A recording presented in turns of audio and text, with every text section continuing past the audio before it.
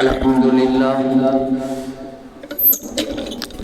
لله رب العالمين الصلاة والسلام على أشرف الأنبياء والمرسلين وعلى آله الطيبين الطاهرين وعلى آله وأصحابه أجمعين. أما بعد فأعوذ بالله من الشيطان الرجيم. بسم الله الرحمن الرحيم. حميم والكتاب المبين. آمنت بالله صدق الله مولانا العظيم وصدق رسوله النبي الكريم الأمين. الصلاة والسلام عليك يا سيدي يا رسول الله وعلى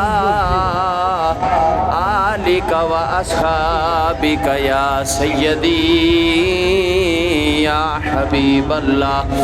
الصلاة والسلام عليك يا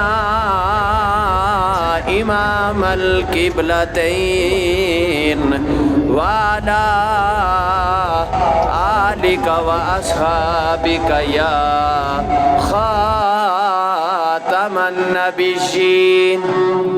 بعد السلام قابل صد تعظیم جمیع حضرات السلام علیکم ورحمۃ اللہ تعالی وبرکاتہ.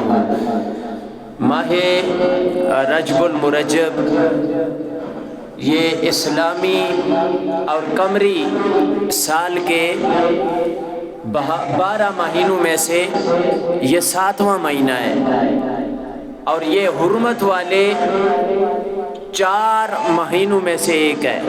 حرمت والے 4 مہینوں سے ایک ہے. اور جس طرح یہ حرمت والے مہینے قبل از اسلام معظم تھے، ان کو محترم سمجھا جاتا تھا، اسی طرح بعد از اسلام بھی ان مہینوں کو وہی مقام اور حیثیت حاصل ہے. اور شب برات جو اس بابرکت مہینے میں ہے، برات کا معنی ہوتا ہے چھٹی، یعنی جو کسی کام کی کسی کو بندہ دیتا ہے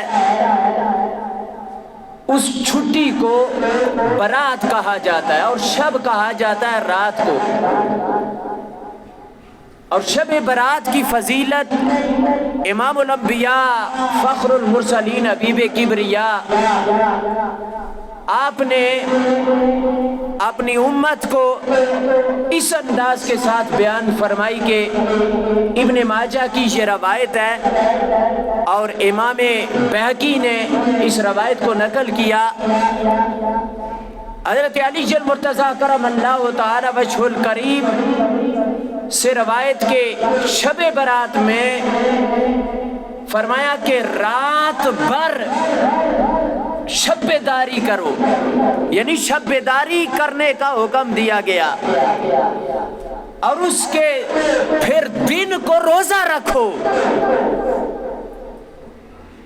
رات کو شب بیداری کرو، دن کو روزہ رکھو. اللہ تعالی فرمایا کہ پھر اس رات کو غروب آفتاب ہونے سے ہی اترتا ہے.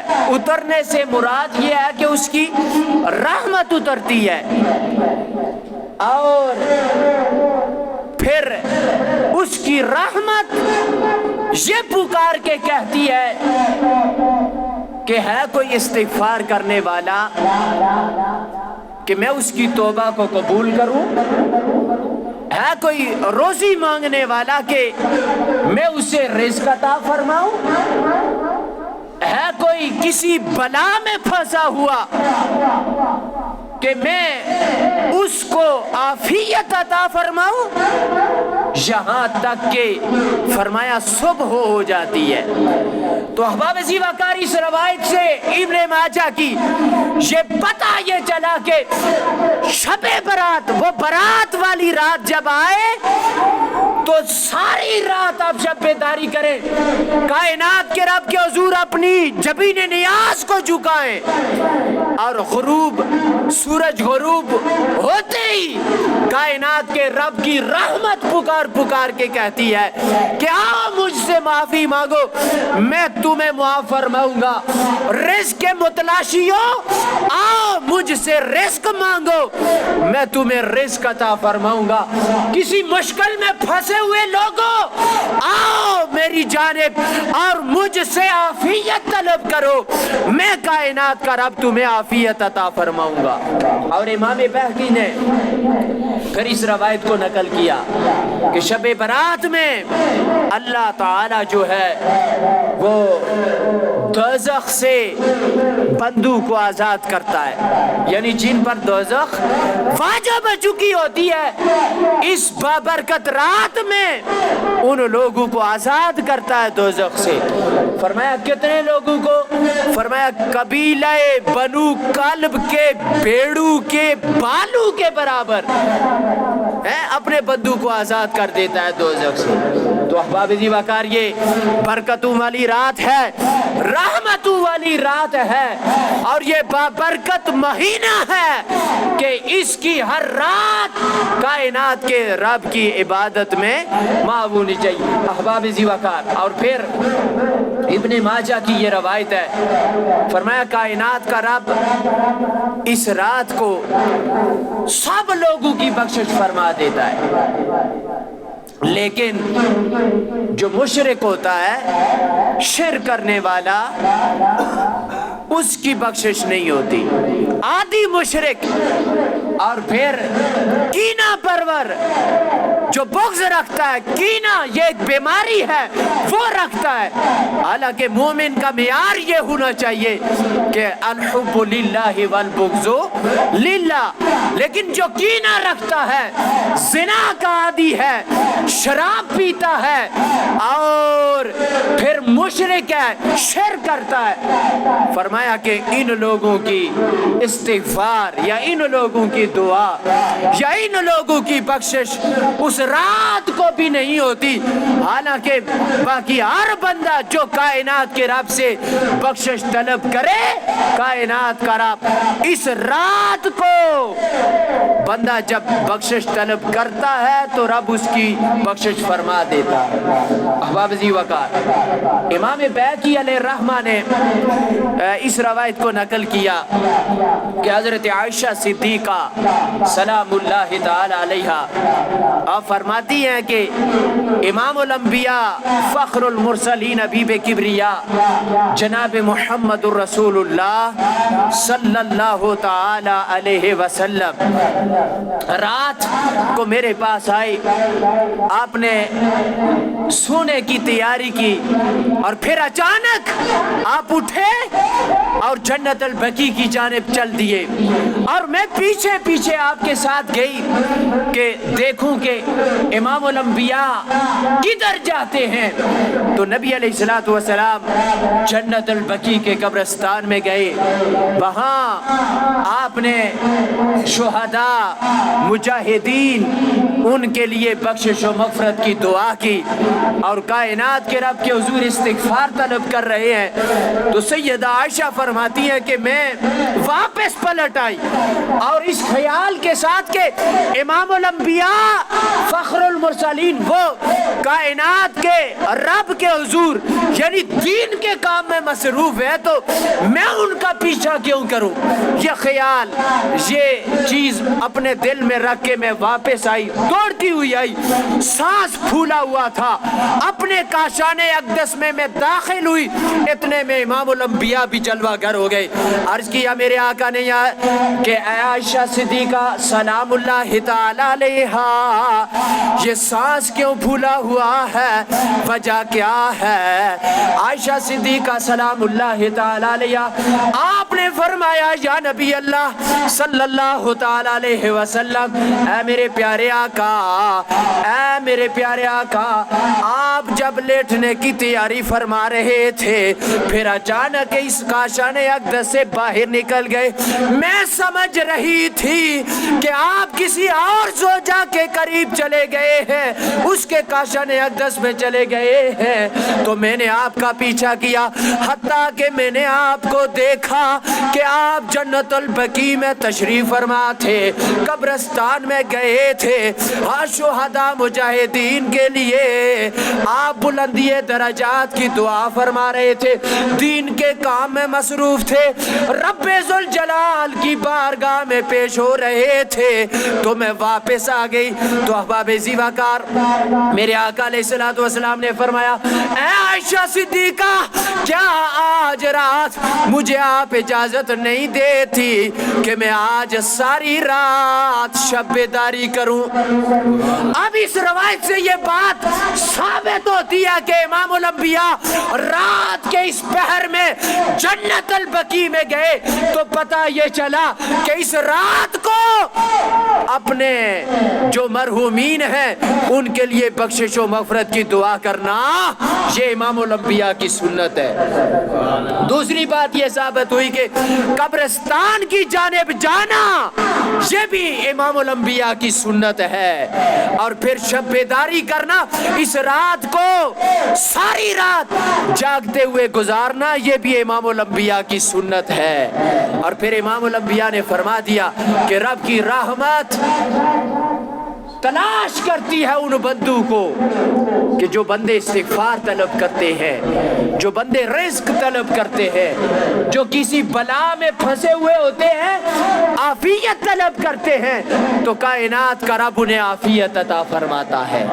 تو حباب زیوکار یہ رحمتوں اور برکتوں والی رات ہے۔ اب ہمیں یہ چاہیے کہ ہم نے اس رات کو غفلت کی نیند نہیں سونا، اور پھر یہ پٹاخے اور یہ دیگر لاو لاب کام جو ہم کرتے ہیں یہ سب حرام کام ہے، ان کے قریب ہم نے نہیں جانا۔ اپنے بچوں کی ہم نے تربیت کرنی ہے، ان کو ان کاموں کے اندر داخل نہیں ہونے دینا، بلکہ انہیں وضو کرا کے انگلی پکڑ کے انہیں رب کے گھر کی جانب لانا ہے، اور انہیں بتانا ہے بیٹا یہ بابرکت رات ہے، اس رات کو جو مانگو کائنات کا رب عطا فرما دیتا ہے۔ اور پھر اعمال نامے اٹھا لیے جاتے ہیں، اور جب پھر ہمارا اعمال نامہ اٹھایا جائے تو ہم رب کے حضور سر بسجود ہوں، اور پھر دن کو ہم نے روزہ رکھنا ہے، اور روزہ رکھتے، اور اگر اس وقت ہمارے اعمال اٹھائے جائیں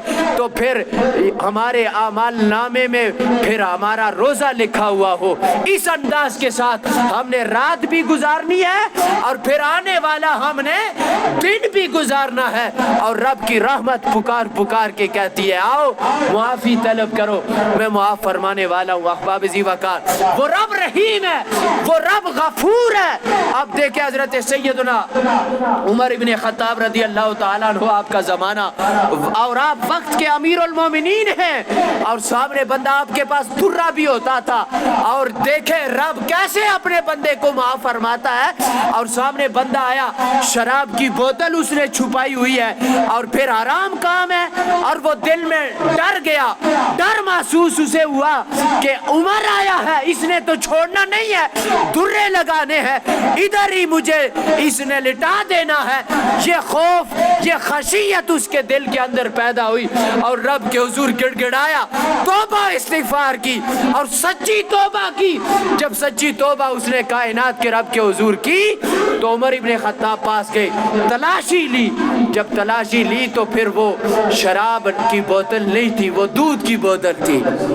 عمر ابن خطاب فرماتے ہیں کہ اگر یہ دودھ ہی تھا تو پھر سیمنے کی وجہ کیا ہے، کپ کپانے کی وجہ کیا ہے، ڈرنے کی وجہ کیا ہے، اور پھر اس کو چھپانے کی وجہ کیا ہے؟ تو فرمایا عمر بات یہ ہے کہ رب کے حضور معافی مانگنے سے پہلے یہ دودھ نہیں تھا، شراب تھی۔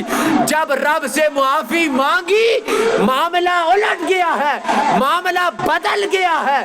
تو احباب ذی وقار، وہ رب غفور ہے، اپنے بندے کو بخشتا ہے، اپنے بندے سے محبت رکھتا ہے۔ اور پھر وہ حضرت عیسیٰ علیہ السلام کا وہ دور یاد آتا ہے کہ جب بارش نہیں ہو رہی تھی تو پھر حضرت موسیٰ علیہ السلام کہ آپ فرماتے ہیں اپنی کام والوں کو کہ اٹھو، سارے کے سارے ایک جگہ کھڑے ہوتے ہیں، رب کے حضور توبہ استغفار کرتے ہیں تو کائنات کا رب باران رحمت نازل فرمائے گا۔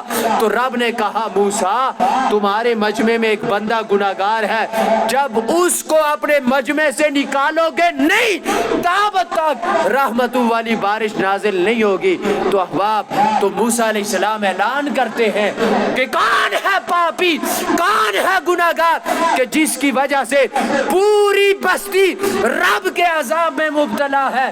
اب وہ بندہ دل ہی دل میں رب سے کہتا ہے مولا اب اس مجمع سے نکل کے جاؤں گا، لوگ تانا دیں گے کہ بھائی یہی گناہگار تھا، یہی بدکار تھا جس کی وجہ سے عذاب میں مبتلا تھے، تو مولا آج معاف فرما دے، آئندہ گناہوں کے قریب بھی نہیں جاؤں گا۔ تو احباب ذی وقار، جب خشیت دل میں آئی، رب ذوالجلال کے حضور اپنے گناہوں سے توبہ و استغفار کی تو رب کی رحمت نازل ہو گئی۔ موسیٰ نے پوچھا مولا بندہ نکلا نہیں ہے پھر بھی رب کی رحمت؟ تو فرمایا جس کی وجہ سے رکی تھی اسی کی وجہ سے ہو رہی ہے۔ تو عرض کرنے کا مقصد یہ ہے کہ وہ رب ہے، وہ بڑا کریم ہے، وہ بڑا غفور ہے، وہ بڑا رحیم ہے، لیکن غفلت ہماری ہے کہ ہم اس کے سامنے سر بسجود نہیں ہوتے، ہم اپنے گناہوں کی معافی نہیں مانگتے، ہم غفلت کی چادر اوڑے ہوئے ہوتے ہیں۔ اب دیکھیں یہ راتیں بابرکت راتیں ہیں، امام الانبیاء نے فرمایا ساری رات شب بیداری کرو تمہیں اجر عطا کیا جائے گا، جو مانگو کائنات کا رب تمہیں عطا کرے گا۔ لیکن پھر ہم دنیا کے سامنے رونا روتے ہیں کہ میرے حالات ٹھیک نہیں ہیں، معاملات گھر کے خراب ہو گئے ہیں، دنیا کے سامنے تو پیٹیں گے لیکن اس کائنات کے رب کے حضور یہ التجا نہیں کریں گے۔ اور بھائی دنیا نے آپ کو کیا دینا ہے؟ حالات تمہارے دنیا نے درست کرنے ہیں، حالات تمہارے دنیا نے صحیح کرنے ہیں، وہ کائنات کے رب کی ذات ہے۔ یہ دنیا تماشے لگاتی ہے، یہ دنیا تمہارے معاملات کو نہیں سمجھ سکتی، وہ کائنات کا رب سمجھتا ہے، وہ رب تمہارے معاملے ٹھیک کرنا جانتا ہے، وہی رزق دینے والا ہے، وہ کائنات کا رب تمہارے گناہوں کو معاف کر کے اپنی رضا عطا کر کے تمہارے سارے بگڑے ہوئے معاملات درست کرنے والا ہے۔ لیکن اللہ کے محبوب نے فرمایا یہ راتیں ہیں، ان راتوں کے حضور آؤ کائنات کے رب کے حضور مانگو، خشیت دل میں پیدا کرو تو کائنات کا رب تمہیں پھر عطا فرمائے گا۔ جب وہ راضی ہو جائے گا تو تمہیں ہر قسم کے معاملات میں سے عافیت عطا فرما دے گا، پریشانیاں دور فرما دے گا، رزق میں فراوانی عطا فرمائے گا، رزق حلال مانگو کائنات کا رب رزق حلال عطا فرمائے گا۔ میں پھر ایک یہاں پہ بخاری کی روایت عرض کیے دیتا ہوں خشیت کے حوالے سے کہ بندہ گناہگار ہے، سارا زندگی اس نے گناہ کیے، توجہ کرنا اور اس بات کو سمجھنا اور دل میں لے اس بات کو جگہ دینا، ساری زندگی مطلب کہ اس نے بدکاری کی اور پھر جب مرنے کا وقت آیا تب بھی بدکاری کر رہا ہے، اپنے بیٹوں کو یہ وصیت کر رہا ہے کہ میرے بیٹو میری لاش کو آگ لگا دینا اور میری خاک جو ہے وہ دریا میں بہا دینا اور باقی خاک جو بچے وہ ہوا میں اڑا دینا۔ لیکن جب حساب کتاب کا معاملہ آیا، قبر کا معاملہ آیا تو اس وقت پھر کیا ہوا؟ کائنات मामलात के रब ने फरमाया, ओ मेरे बंदे, सारी जिंदगी तूने बदकारी में गुजारी है, आखिरी जो वसीयत की निसा के आलम में वो भी बदकारी वाली, वो भी दुरुस्त नहीं की। आखिर मैं पूछना चाहता हूँ कि इसकी वजह क्या है? तुझे पता भी था मैंने मरना है, तुझे इल्म था कि उस रब ने मुझे पैदा किया है, ओ भाई तुझे इल्म था कि मुझे पैदा किस मकसद के लिए किया गया है, लेकिन फिर तूने ये सारे मामलात क्यों किए? फरमाया, मेरे मौला, मैं गुनाहगार था, बदकारी में जिंदगी मैंने गुजारी है, लेकिन फिर मैं डर गया तुझसे कि आखिर मैं तुझसे सामना किस अंदाज के साथ करूंगा। ये जिस्म, ये जिसामत लेकर मैं तेरे हुजूर कैसे हाजिर हूँगा? मेरे दिल में तेरी खशियत पैदा हो गई है, डर आ गया है, खौफ पैदा हो गया है। तो मैंने फिर इस वजह से आखिरी वसीयत ये की कि मेरे जिस्म को भी सलामत ना रखना, आग लगा देना, खाक मेरी जो है वो हवा में उड़ा देना, और जो बचे वो फिर पानी में बहा देना, मेरा जिस्म सलामत ना रहे। मैं इस हाल में, इस जिस्म की सलामती इस हाल में रब तेरे हुजूर पेश होने की जुर्रत नहीं कर सकता था। तो रब ने फरमाया, अगर ये मेरी खशियत तेरे अंदर दाखिल हुई है तो फिर लो मैंने तुझे माफ फरमा दिया है। तो अहबाब ज़ीवाकार, वो रब है, वो गफूर है, वो रहीम है, वो करीम है।